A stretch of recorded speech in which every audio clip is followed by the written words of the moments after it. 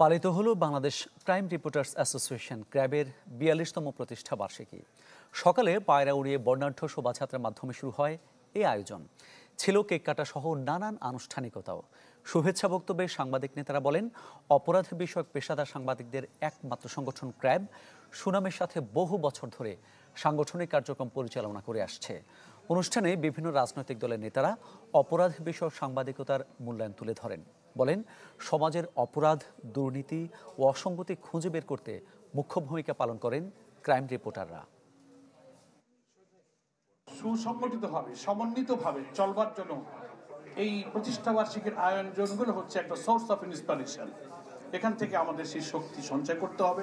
জুলাইয়ের গণ অভ্যুত্থানের পরে আমরা যেটা নিউ ডাইমেনশনের, নতুন ডেমোক্রেসির দিকে যাচ্ছি, নতুন বাংলাদেশের দিকে যাচ্ছি, ক্রাইম রিপোর্টার্স অ্যাসোসিয়েশনের এই দক্ষতা, এই দৃষ্টিভঙ্গি, এই চেতনা হয়তো সেই এগিয়ে চলাকে সাহায্য করবে, এটা আমি মনে করি।